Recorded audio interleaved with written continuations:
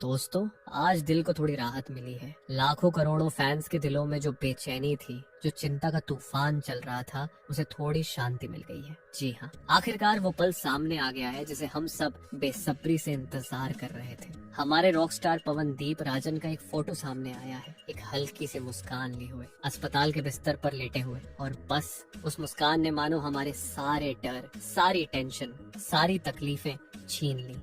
Delhi NCR के अस्पताल से आई ये तस्वीर सिर्फ एक फोटो नहीं थी, वो एक जादू था।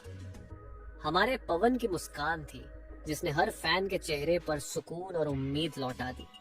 जो आंसू उनके एक्सीडेंट की खबर सुनकर गिरे थे, उन्हीं आंखों में अब थोड़ी सी चमक वापस लौटी है। सच कहें तो ऐसा लगा जैसे जिंदगी रुक सी गई थी, लेकिन अब धीरे धीरे वो फिर से चलने लगी है। ये वही पवनदीप हैं जिनका ऑपरेशन 6 घंटे चला, जिनके हाथ पैरों में गंभीर फ्रैक्चर हुए, जो कल तक दर्द में थे, बेहोशी में थे, और आज उन्होंने मुस्कुरा कर ये साबित कर दिया कि वो हार मानने वालों में से नहीं है। यही होती है इंसान की असली ताकत, और जब उस ताकत को लाखों दिलों की दुआओं का सहारा मिल जाए तो वो चमत्कार बन जाता है।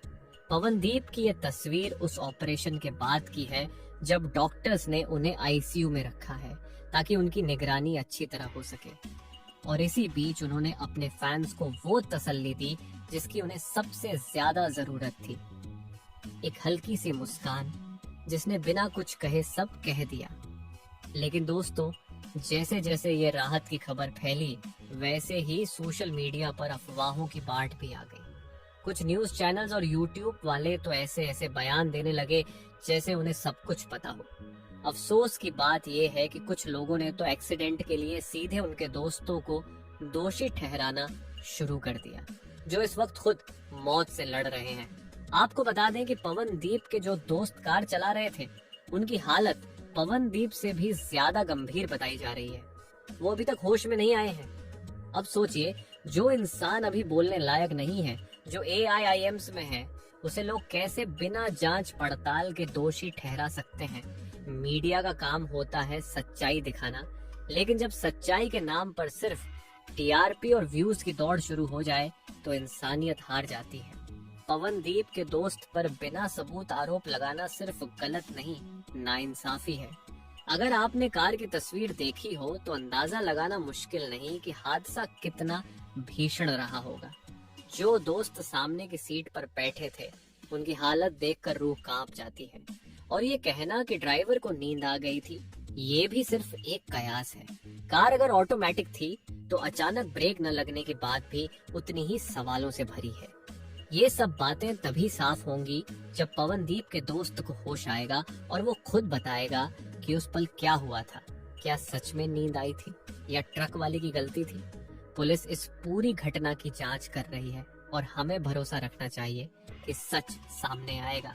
फिलहाल अफवाहों से दूर रहिए और सिर्फ सच्ची जानकारी पर भरोसा कीजिए। जो लोग अभी होश में नहीं हैं, उनका नाम लेना और उन्हें दोष देना बहुत ही दुखद है। इस हादसे के बाद कई बड़े नेता और सेलिब्रिटीज ने चिंता जताई है, पवनदीप के जल्द ठीक होने की कामना की है। और यही दिखाता है कि पवन सिर्फ एक गायक नहीं है, वो एक ऐसे इंसान है जिनसे लाखों लोग जुड़ाव महसूस करते हैं। उनकी तकलीफ हमारी तकलीफ बन गई है, और इसी बेचैनी के बीच एक सच्चा नेता, एक सच्चा भाई और उत्तराखंड की जनता का प्रतिनिधि बनकर सामने आए MLA उमेश कुमार जी। उन्हें जब पवनदीप के एक्सीडेंट की खबर मिली तो उन्होंने बिना देर किए अपने सभी काम छोड़कर सीधा नोएडा का रुख किया। ये कोई औपचारिकता नहीं थी, ये वो आत्मीय जुड़ाव था जो पवनदीप जैसे कलाकार से उनके अपने प्रदेश के नेता को है। अस्पताल पहुंचकर उन्होंने न सिर्फ पवनदीप का हालचाल लिया, बल्कि वहां मौजूद डॉक्टरों और नर्सिंग स्टाफ से व्यक्तिगत रूप से मिलकर इलाज की जानकारी ली।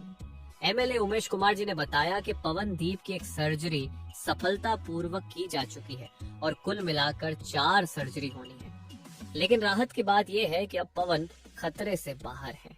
जब उन्होंने मुस्कुराते हुए ये बात कही, पवन अब खतरे से बाहर है, तो जैसे लाखों फैंस के दिलों को एक साथ सुकून मिल गया।